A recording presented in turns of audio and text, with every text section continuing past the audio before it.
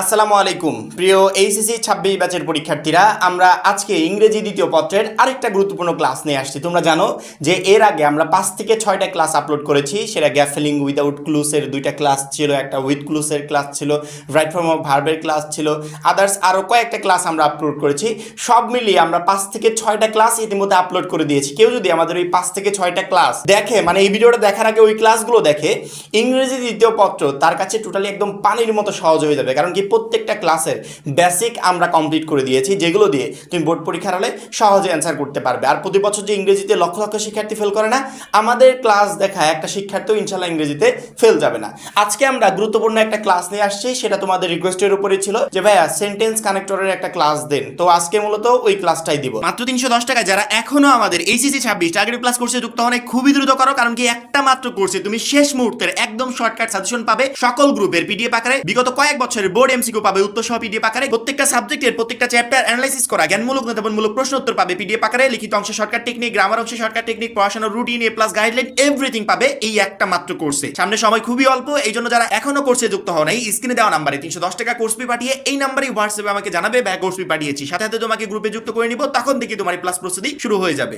Sentence কানেক্টরের basic clear করব। এই basic দিয়ে তুমি পরীক্ষার হলে প্রায় 80 থেকে 90% প্রবলেম এমনিতে সলভ করতে পারবে। এখন বলতে পারো ভাইয়া 100% প্রবলেম সলভ করা যায়, সেরকম একটা ভিডিও দেন। এক ভিডিওতে ওই 100% প্রবলেম সলভ করার সকল নিয়ম দেওয়া সম্ভব না। আবার যদি এক ভিডিওতে দিতেও যাই, কয়েক ঘন্টার ক্লাস হয়ে যাবে। কারণ কি এই কানেক্টরের এতগুলো নিয়ম আছে যে নিয়মগুলো তুমি এক ভিডিওতে বা 1-2 দিনে কমপ্লিট করতে পারবে না।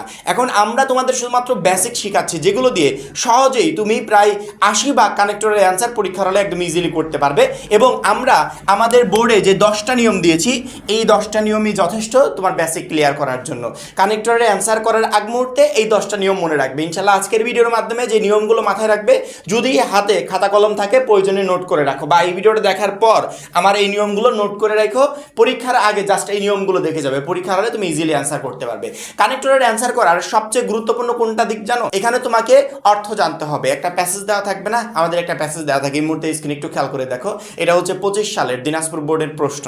এখানে একটা প্যাসেজ দেওয়া আছে, কানেক্টরের মূলত এইভাবে প্যাসেজ দেওয়া থাকবে, যে প্যাসেজের অ্যান্সারগুলো আমাকে অর্থ বুঝে বুঝে সুন্দর করে করতে হবে।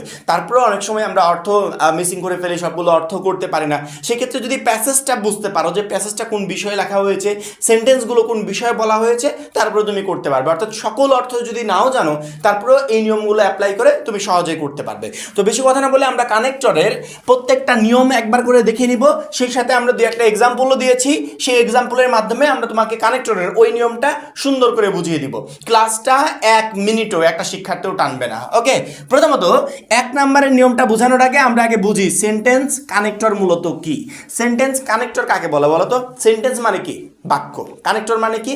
কানেক্টর মানে সম্পর্ক স্থাপন করা। অর্থাৎ আমাদের বাক্যের মধ্যে, বা আমরা যে প্যাসেজটারই অ্যান্সার করছি, এই প্যাসেজের মধ্যে একটা বাক্যের সাথে আরেকটা বাক্যের সম্পর্ক স্থাপন করতে যে শব্দটা ব্যবহৃত হয়, ওইটাই মূলত কানেক্টর। অর্থাৎ একটা সেন্টেন্সের সাথে আরেকটা সেন্টেন্স, বা প্যাসেজের মধ্যে একটা ঘটনার সাথে আরেকটা ঘটনার মাঝে ওইটার সম্পর্ক স্থাপনের জন্য আমরা যে ওয়ার্ডটা ব্যবহার করি, ওইটাই মূলত কানেক্টর। মানে সহজ ভাষায় কানেক্টরটা কি, আশা করি তোমরা বুঝতে পেরেছো। কানেক্টর অনেক প্রকারের হয়ে থাকে, যেমন অ্যাডিশন কানেক্টর, অর্থাৎ কোনো কিছু যোগ করা। আমি অ্যাডিশন কানেক্টর বলবো না, কানেক্টর মূলত কোনো কিছু যোগ করার পর একটা বাক্যের সাথে আরেকটা বাক্য যোগ করা, একটা ঘটনার সাথে আরেকটা ঘটনা যোগ করা। এই যোগের ক্ষেত্রে যে কানেক্টরটা ব্যবহৃত হয়, ওটাকে অ্যাডিশনাল কানেক্টর বলে বা অ্যাডিশন কানেক্টর বলে। সেটা হচ্ছে এই দেখো, and, also, moreover, beside, in addition. অর্থাৎ নিয়ম হচ্ছে একই ধরনের তথ্য হলে একটা প্যাসেজ দিয়েছে, সেই প্যাসেজে পর্যায়ক্রমে এক বাক্যের পর আরেক বাক্য, আরেক বাক্যের পর আরেক বাক্য, একই ধরনের তথ্য দেওয়া হয়েছে। যে একটা কোনো একটা জিনিসের মনে করো ভালো দিক দিল, যেমন ধরো মোবাইল ফোন হতে পারে, মোবাইল ফোনের বর্ণনা দিচ্ছে, ওই বর্ণনা একই রকমের বাক্যগুলো, অর্থাৎ একই বর্ণনা একটার পর একটা সেন্টেন্স বলে যাচ্ছে, তখন ওইখানে তোমাকে অ্যাডিশনাল যে জিনিসগুলো বা অ্যাডিশন, ওইটা তোমাকে ইউজ করতে হবে। অ্যাডিশনের ভিতর কি কি থাকতে পারে? অ্যান্ড থাকতে পারে, অলসো থাকতে পারে, মোরওভার থাকতে পারে, বিসাইডস থাকতে পারে, ইন অ্যাডিশন থাকতে পারে। বাক্য বুঝে এই কানেক্টরগুলো তোমাকে ব্যবহার করতে হবে। অর্থাৎ নিয়ম হচ্ছে একই ধরনের তথ্য বা একই ধরনের ঘটনা বা একই ধরনের বাক্য তুমি যেটাই বলো, যদি এরকম হয় তাহলে ওইখানে তোমাকে অ্যাডিশন কানেক্টর অর্থাৎ and, also, moreover, beside, in addition এইগুলো তোমাকে ব্যবহার করতে হবে। উদাহরণস্বরূপ, হি ইজ পোর ড্যাশ অনেস্ট, একই কিন্তু, অর্থাৎ হি ইজ পোর সে কি গরিব, তারপরে কি অনেস্ট আবার কি সৎ, অর্থাৎ আমরা একই ধরনের দুইটা ওয়ার্ড পাচ্ছি, অর্থাৎ একই ব্যক্তির দুইটা উদাহরণ দেওয়া হয়েছে, এক হচ্ছে গরিব আরেকটা হচ্ছে অনেস্ট অর্থাৎ সৎ, অর্থাৎ এখানে আমরা কি কানেক্টর ব্যবহার করতে পারি অ্যাডিশন কানেক্টর। তাহলে হি ইজ পোর অ্যান্ড অনেস্ট যদি আমি দিয়ে দিই তাহলে কিন্তু পরিপূর্ণ একটা বাক্য হয়ে গেল, অর্থাৎ একই ধরনের তথ্য দুইটা একই ব্যক্তির ক্ষেত্রে ইউজ হয়েছে, একটা হচ্ছে পোর আর একটা হচ্ছে অনেস্ট, এখন মাঝখানে অ্যান্ড লাগিয়ে দিলে তাহলে হয়ে গেল পরিপূর্ণ বাক্য। বুঝতে পেরেছো? অর্থাৎ আমরা এই অ্যাডিশন কানেক্টরের অ্যান্ডটা এখানে ব্যবহার করলাম। এবার আমরা আরেকটা উদাহরণ দেখি, হি ইজ ইন্টেলিজেন্ট সে কি বুদ্ধিমান, ঠিক আছে, তারপরে ড্যাশ দিয়েছে অর্থাৎ এখানে আমাকে কোনো কিছু একটা বসাতে হবে, হি ইজ হার্ড ওয়ার্কিং, অর্থাৎ অ্যাডিশনের অনেকগুলো কানেক্টরই তুমি এখানে ইউজ করতে পারবে।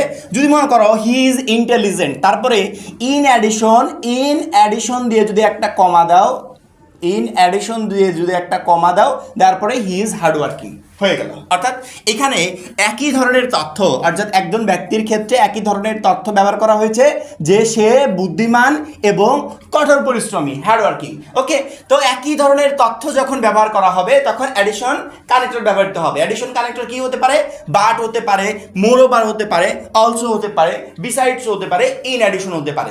অর্থাৎ এই কানেক্টরগুলো ব্যবহার করে আমাদেরকে সেন্টেন্সগুলো সলভ করতে হবে। এখন একজন শিক্ষার্থী আমাকে প্রশ্ন করতে পারো যে হি ইজ ইন্টেলিজেন্ট, উপরেটা যেমন he is poor and honest, এখানে he is intelligent in addition না দিয়ে যদি আমি দিই and he is hard working, যেহেতু দুইটা তথ্য এখানে অ্যান্ড দিয়ে আমি কানেক্টরটা জোড়া করে দিলাম, তাহলে হবে না?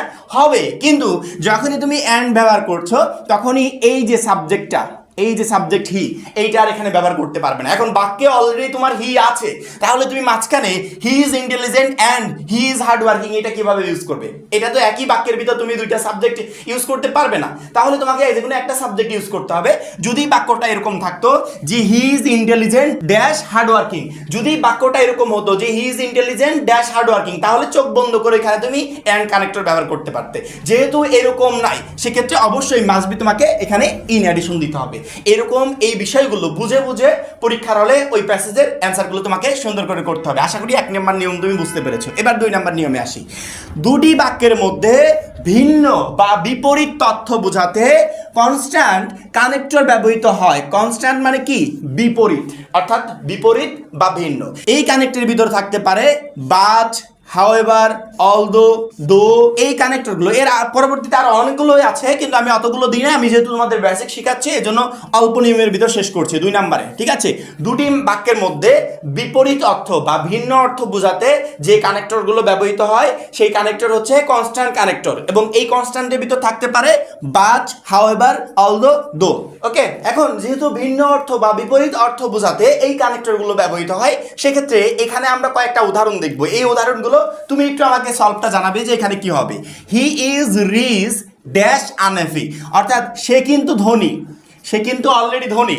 ধনী বলতে আমরা কি বুঝি? যার অনেক টাকা পয়সা আছে এবং অনেক ধনী, তার মূলত তো অনেক সুখী হওয়ার কথা, কিন্তু এখানে ব্যবহার করা হয়েছে আনহ্যাপি, অর্থাৎ একদিকে সে ধনী আবার আরেকদিকে অসুখী। ধনী হয়েও সে অসুখী, তার মানে কি বিপরীত কিছু বোঝাচ্ছে বা ভিন্ন অর্থ বোঝাচ্ছে।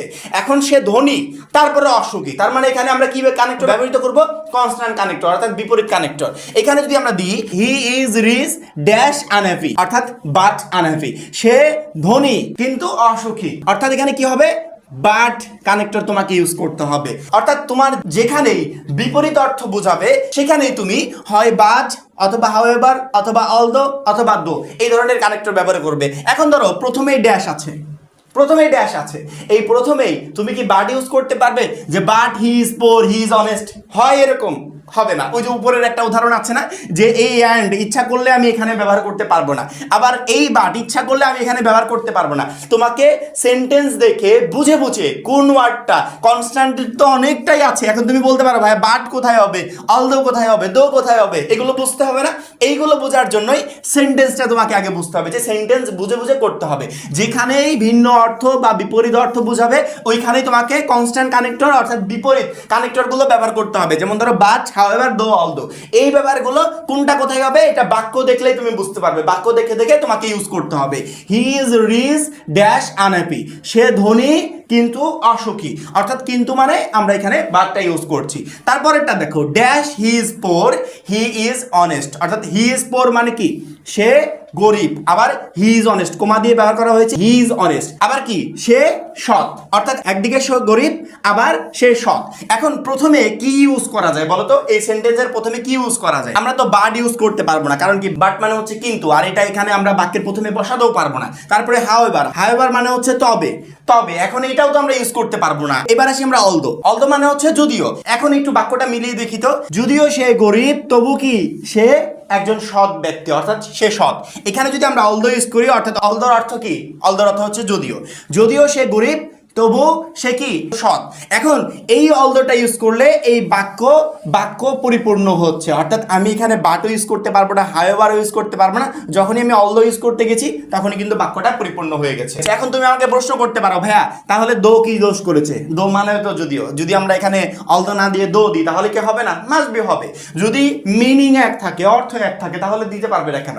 এখানে বাক্যের শুরুতে ড্যাশ আছে, তুমি যদি এখানে দাও দো হি is poor he is honest, হবে, নো প্রবলেম। তুমি এখানে দো অলদো যে কোনো একটা ইউজ করতে পারবে, অর্থাৎ কোনটা কোথায় ব্যবহার করতে হবে এটা তোমাকে বাক্য দেখে অর্থ বুঝে তারপরে করতে হবে। প্রথমত তুমি যখন সেন্টেন্সটা পড়ছো তখন এর বাংলা অর্থটা বুঝতে হবে, যে সেন্টেন্সে আমি যখন বাংলা অর্থটা করতে যাচ্ছি অটোমেটিক্যালি কোনো একটা শব্দ চলে আসছে যে শব্দটা এখানে বাক্যে ব্যবহার করা হয়নি, ওই শব্দের যে ইংরেজি যে ওয়ার্ডটা আছে ওই ওয়ার্ডটা খুঁজবে এখানে আছে কিনা, যদি থাকে তাহলে সহজে ব্যবহার করতে পারবে। যেমন ধরো হি ইজ রিচ, সে কি ধনী কিন্তু আনহ্যাপি। এখন কিন্তু তো এখানে দেওয়া নাই, এখন কিন্তু ইংরেজি ওইটা খুঁজতে হবে যে বিপরীত ধর্মী বোঝাতে যে কানেক্টর ব্যবহৃত হয়, ওই কানেক্টরের ভিতর বাট আছে কিনা, যদি বাট থাকে তাহলে এখানে দিয়ে দিবে। এইভাবে বুঝে বুঝে তোমাকে মিনিং করতে হবে। 3 নম্বরে আসো, একটি কাজের কারণ ও তার ফলাফল বোঝাতে কজ অ্যান্ড রেজাল্ট কানেক্টর ব্যবহৃত হয়, অর্থাৎ কানেক্টরের যে ভিন্নধর্মী কানেক্টর আছে তার ভিতর আরেকটা হচ্ছে কজ রেজাল্ট, এই দুইটার যে কোনো একটা। অর্থাৎ একটি কাজের কারণ ও তার ফলাফল বোঝাতে, কোনো একটা কাজ তার কারণ এবং তার ফলাফল বোঝাতে আমাকে কজ বা রেজাল্ট কানেক্টর ব্যবহৃত হবে। এই কজ রেজাল্টের ভিতর কি কি আছে দেখো, বিকজ আছে, সো আছে, দেয়ারফোর আছে, অ্যাজ আছে, সিন্স আছে, অর্থাৎ কারণ বা রেজাল্ট বোঝাতে because, so, therefore, as, since এর যে কোনো একটা তোমাকে ব্যবহার করতে হবে। সেটা হচ্ছে সেন্টেন্স বুঝে। তুমি প্রথমত সেন্টেন্সটা বুঝবে, বোঝার পর ওইখানে দেখবে কোনো কিছুর কারণ বা কোনো কিছুর রেজাল্ট বা ফলাফল বোঝাচ্ছে কিনা। যদি এরকম কোনো কিছু বোঝাই তাহলে because, so, therefore, as, since এর যে কোনো একটা সেন্টেন্স বুঝে কোনটা কোথায় হবে সুন্দর করে বসিয়ে দিবে। উদাহরণ হিসেবে দেখি, এখানে হি ওয়াজ ইল, এখানে ইজটা এটা ভুল হয়েছে, এটা হচ্ছে ইজ হবে না, এখানে হি ওয়াজ হবে, কারণ কি সাহায্যকারী ভার্ব তো আমরা দুইটা ব্যবহার করতে পারি না, যে কোনো একটা। হি ওয়াজ ইল অর্থাৎ সে কি ছিল? অসুস্থ ছিল। তারপরে ড্যাশ দেওয়া আছে, হি ডিড নট কাম, সে কি কারণে আসতে পারে নাই, কারণটা কি ছিল? অসুস্থ। কারণ বোঝাতেই তো আমাদের এখানে কজ এবং রেজাল্ট এর যে কোনো একটা ওয়ার্ড ব্যবহার করতে হবে, অর্থাৎ কজের রেজাল্ট ভিতর কি আছে? বিকজ আছে, সো আছে, দেয়ারফোর আছে, অ্যাজ আছে, সিন্স আছে, অর্থাৎ এইগুলো আমরা এখানে একটু বসিয়ে দেখি তো সুন্দর মিনিংটা আসছে কিনা। যে হি ওয়াজ ইল, সে কি ছিল? অসুস্থ ছিল, আর এই কারণে হি ডিড নট কাম, সে আসতে পারে নাই। ঠিক আছে, এখন এখানে যদি আমি সুন্দর করে বিকজ বসিয়ে দিই তাহলে কি হয়ে গেল না? He was ill because he did not come হয়ে গেল। আবার বিকজ না বসিয়ে আমি যদি এখানে সো বসাই, he was ill so he did not come, অর্থাৎ সে অসুস্থ ছিল তাই সে আসতে পারে নাই। তুমি যদি এখানে বিকজ ইউজ করো, যে বিকজ যদি ইউজ করো কারণ সে আসতে পারেনি। ওকে, এবার তুমি যদি এখানে সো ইউজ করো, যদি সো ইউজ করো তাই সে আসতে পারে নাই, অর্থাৎ সে অসুস্থ ছিল তাই সে আসতে পারে নাই, অথবা এই কারণে সে আসতে পারে নাই, এর যে কোনো একটা হবে। অর্থাৎ তোমাকে বাক্য বুঝে কোনটা কোথায় ইউজ করতে হবে তুমি নিজেই বুঝতে পারবে। শুধুমাত্র এতটুকু মনে রাখো যে আমাদের বাক্যে কোনো কিছুর কারণ বা ফলাফল এরকম কোনো কিছু যদি বোঝায় তাহলে এখানে কানেক্টর হিসেবে হয় বিকজ হবে, অথবা সো হবে, দেয়ারফোর হবে, অ্যাজ হবে, সিন্স হবে, এর যে কোনো একটা হবে। বুঝতে পেরেছো? এতটুকু মাথায় রাখো। পরেরটা দেখো, he did not come dash he was sick, অর্থাৎ সে আসতে পারে নাই, তার কারণ কি? কারণ হচ্ছে সিক, আবার ওই সেম কাহিনী, সে অসুস্থ ছিল। এখন কারণ বোঝাতেই আমরা এখানে বিকজ ব্যবহার করতে পারি, যে he did not come because he was sick, অর্থাৎ because. Because he was sick. কারণ বা ফলাফল এরকম বাক্যের ভিতর কোনো কিছু বোঝালেই তো এখানে তুমি কানেক্টর হিসেবে বিকজ ব্যবহার করতে পারো, সো ব্যবহার করতে পারো, দেয়ারফর ব্যবহার করতে পারো, অ্যাজ ব্যবহার করতে পারো, সিন ব্যবহার করতে পারো। ওইটা বাক্য বুঝে কোনটা কোথায় হবে সেটা তোমাকে বসাতে হবে, ঠিক আছে। পরবর্তীতে 4 নাম্বার দেখো, কোনো বিষয়ের উদাহরণ দিতে এক্সাম্পল কানেক্টর ব্যবহৃত হয়। কোন একটা বিষয়ের উদাহরণ দিয়েছে, যেমন ধরো একটা প্যাসেজে একটা বিষয় নিয়ে আলোচনা করা হয়েছে, আলোচনা করার পর পরবর্তীতে ওইটার একটা উদাহরণ টেনেছে, ওই উদাহরণ ব্যবহার করতেই যে কানেক্টর ব্যবহৃত হবে সেটা হচ্ছে এক্সাম্পল কানেক্টর, অর্থাৎ উদাহরণ রিলেটেড কানেক্টর। যেমন ফর এক্সাম্পল হতে পারে, ফর ইনস্ট্যান্স হতে পারে, বা সাচ অ্যাজ হতে পারে। এর আরো অনেকগুলো আছে, কিন্তু আমি বেসিকটা যেহেতু তোমাদের শেখাচ্ছি ওই জন্য অত ওয়ার্ড দিই নাই, মাত্র 3টা ওয়ার্ড দিয়েছি যেটার মাধ্যমে তুমি উদাহরণস্বরূপ যে কানেক্টরগুলো আছে সেগুলো তুমি ব্যবহার করতে পারবে।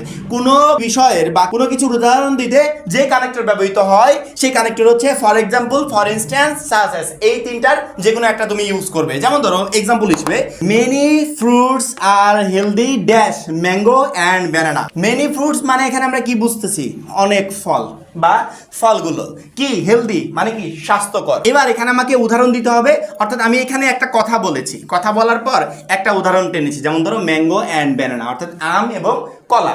এই উদাহরণ দিতেই আমাকে কি ব্যবহার করতে হবে, হয় ফর এক্সাম্পল দিলে, অথবা ফর ইনস্ট্যান্স দিলে, অথবা সাচ অ্যাজ দিলে। আমি যদি এখানে দিই such as mango and banana তাহলে কিন্তু হয়ে যাবে। আমি যদি এখানে দিই মেনি ফ্রুটস আর healthy for example mango and banana, এখানে একটু পার্থক্য আছে। তুমি আগে বলতে পারো যে ভাইয়া ফর এক্সাম্পল এবং ফর ইনস্ট্যান্স, সাচ অ্যাজ এগুলো কি সবগুলো মানে একই কোয়ালিটির বাক্যের ক্ষেত্রে হবে। আমি এখানে সাচ অ্যাজ এর পরিবর্তে আমি কি ফর এক্সাম্পল বসাতে পারবো? হ্যাঁ বসাতে পারবে, তবে সেটা বাক্য দেখে বুঝে বলতে হবে। ফর এক্সাম্পল সাধারণত নতুন একটা বাক্য যখন শুরু হচ্ছে তখন তুমি প্রথমে ইউজ করতে পারো। যেমন ধরো এখানে যদি বাক্যটা এখানে শেষ হয়ে যেত, বাক্য কিন্তু এখানে শেষ হয় নাই, যদি শেষ হয়ে যেত তারপরে তুমি ব্যবহার করতে পারতে ফর এক্সাম্পল ম্যাঙ্গো আর ব্যানানা, তারপর হয়তো বা আরো অনেক কিছু থাকতো। কিন্তু এখানে কিন্তু ওইরকম করে নাই, এখানে বাক্যটা শেষ হয় নাই, বাক্যটা মিডিলেই আছে, তোমাকে এখানে সাচ অ্যাজ ব্যবহার করতে হবে। যদি বাক্যটা ফিনিশ হয়ে যেত আবার নতুন বাক্য শুরু হতো তখন তুমি ফর এক্সাম্পল দিয়ে নতুন বাক্যটা ইউজ করতে পারতে। এখানে বাক্যটা বুঝে বুঝে কোনটা কোথায় হবে সেটা তোমাকে ব্যবহার করতে হবে, ঠিক আছে। অর্থাৎ আমরা কি বুঝলাম, কোনো বিষয়ের কোনো কিছুর উদাহরণ দিতে যে কানেক্টরটা ব্যবহৃত হয় সেই কানেক্টরটা হচ্ছে ফর এক্সাম্পল, ফর ইনস্ট্যান্স বা সাচ অ্যাজ। এর 3টার যে কোনো একটা বাক্য বুঝে আমাকে ইউজ করতে হবে। পরবর্তীতে 5 নাম্বার দেখো, টাইম সময়। কোনো কাজ কখন হচ্ছে বা হয়েছিল বোঝাতে যে কানেক্টর ব্যবহৃত হয় ওইটাই হচ্ছে এই টাইম কানেক্টর। যেমন হোয়েন, হোয়াইল, আফটার, বিফোর, দেন। অর্থাৎ হোয়েন কানেক্টরও ব্যবহৃত হতে পারে, হোয়াইলও হতে পারে, আফটারও হতে পারে, বিফোরও হতে পারে, দেনও হতে পারে। কোনো কাজ কখন হচ্ছে বা হয়েছিল বোঝাতে যে কানেক্টরটা ব্যবহৃত হয় সেটাই হচ্ছে এই time related connector, when, while, after, before, then. উদাহরণ হিসেবে হি ফিনিশড ওয়ার্ক, অর্থাৎ সে তার কাজটি কি করেছিল, শেষ করেছিল, ড্যাশ হি ওয়েন্ট হোম, অর্থাৎ সে কাজটা শেষ করার পরে সে কি করলো, সে বাসায় চলে গিয়েছিল। এখন বাসায় যে গিয়েছিল তাহলে এখানে মাঝখানে আমরা কি কানেক্টর ব্যবহার করতে পারি, সে তার কাজটি শেষ করেছিল, ড্যাশ হি ওয়েন্ট হোম, তারপর সে তার বাসায় চলে গিয়েছিল। এখন পরে বলতে আমরা কি বুঝি, আফটার বুঝি। আবার এখানে দেন, দেন মানেও আমরা বুঝি যে তারপরে, অর্থাৎ এখানে কাজটি শেষ করার পরে বাড়ি গিয়েছিল, তার মানে কি কাজটি শেষ করলো তারপর সে বাড়ি গিয়েছিল। তাহলে এখানে আমরা ইজিলি বুঝতে পারছি, যখনই তুমি বাংলা অর্থটা বের করবে তখন তুমি সহজেই বুঝতে পারবে যে he finished work then he went home, সহজে এখানে দেন ইউজ করতে হবে। পরেরটা একটু খেয়াল করি, অর্থাৎ এইটারই আরেকটা খেয়াল করি, dash he finished his work he went home. সহজ বাক্য, তুমি যদি এখানে আফটার বসিয়ে দাও, after he finished his work he went home, হয়ে গেল। অর্থাৎ আমাকে এখানে কোনো কাজ কখন হচ্ছে বা হয়েছিল বোঝাতে যে কানেক্টর ব্যবহৃত হবে, অর্থাৎ আমি এই কাজটা আগে করেছি এটাকে পরে করেছি, বাক্যটা দেখে বুঝে তার পরবর্তীতে আমাকে এখানে কানেক্টর ইউজ করতে হবে। আমি এখানে কানেক্টর হিসেবে দেন ব্যবহার করলাম, যে কাজটি করার পর তারপরে কি হয়েছিল, বাসায় গিয়েছিল। পরবর্তীতে এখানে আবার প্রথমে ড্যাশ দেওয়া আছে, আমি যদি এখানে আফটার বসাই যে after he finished his work he went home, আগে সে কি করেছিল, আগে সে কাজটা শেষ করেছিল, তারপরে কি করেছিল, তারপর বাসায় গিয়েছিল। এই সময় বোঝাতে যে কখন কি করেছিল, এই টাইম বোঝাতে হলেই তোমাকে যে এই কানেক্টরগুলো ইউজ করতে হবে। জাস্ট এতটুকু মাথায় রাখবে যে টাইম বোঝাতে, সময় বোঝাতেই আমাকে এই কানেক্টরগুলো ব্যবহার করতে হবে। পরবর্তীতে কন্ডিশনাল মানে কি, শব্দ। কন্ডিশন মানে শব্দ।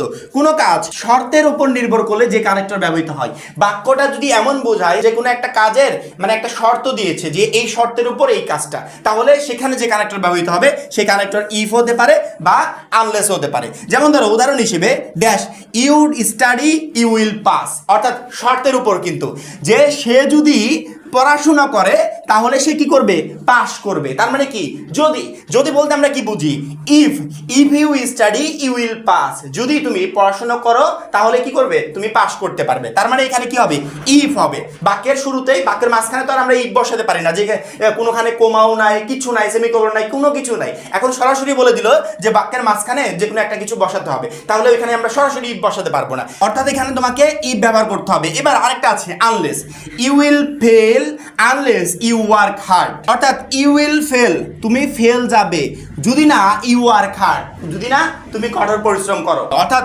আনলেস মানে যদি না, আর ইফ মানে হচ্ছে যদি। এই দুইটা ওয়ার্ড মাথায় রাখবে আর এই দুইটা অর্থ মাথায় রাখবে, যে ইফ মানে হচ্ছে যদি, আনলেস মানে যদিও না।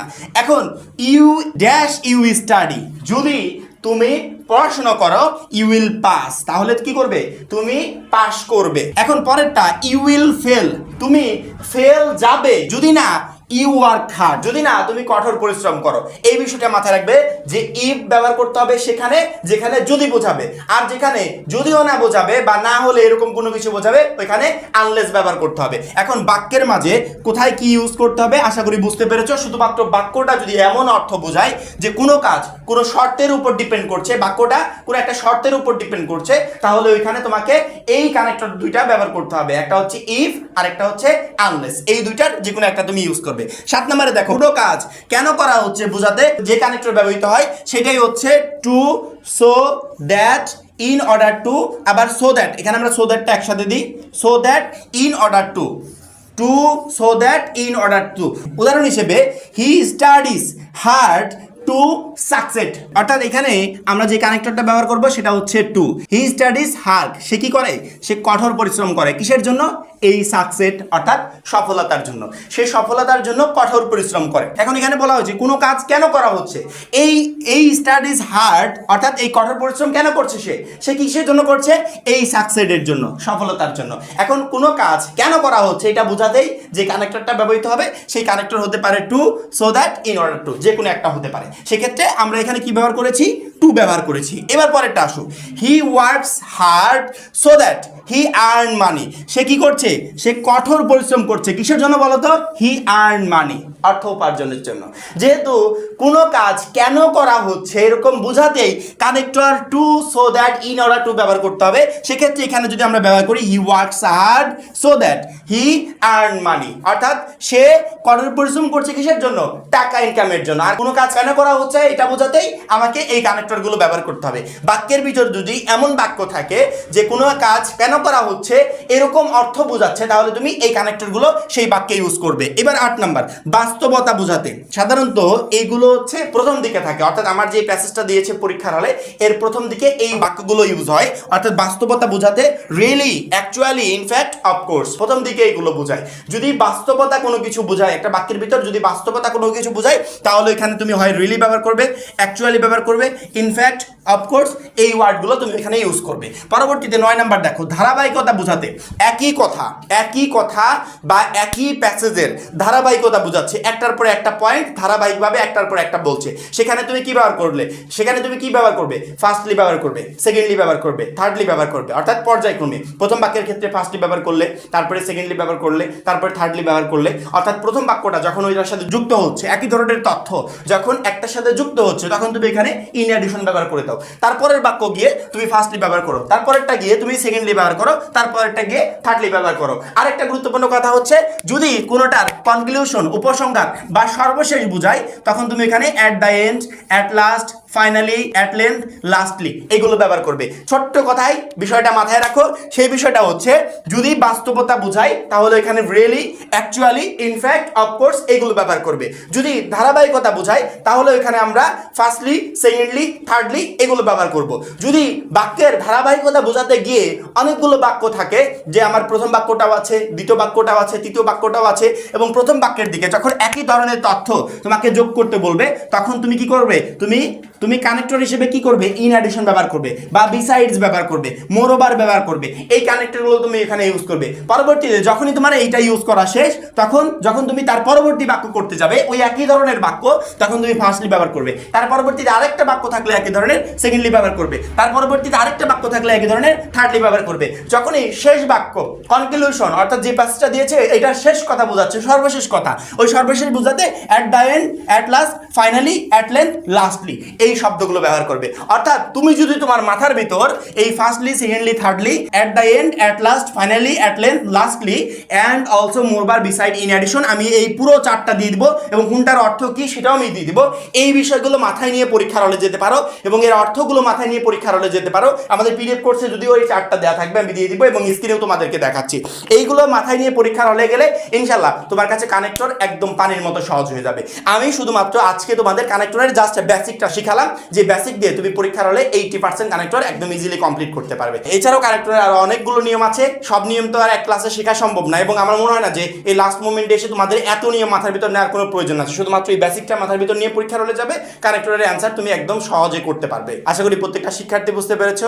এখন এই পর্যন্তই। পরবর্তী গুরুত্বপূর্ণ ক্লাসের জন্য অবশ্যই চ্যানেলটাকে সাবস্ক্রাইব করে রাখবে। আর যারা এখনো আমাদের এইচএসসি 26 টার্গেটে প্লাস কোর্সে যুক্ত হয় নাই, খুবই দ্রুত যুক্ত হয়ে যাবে। সবাই ভালো থাকবে, সুস্থ থাকবে, আল্লাহ হাফেজ।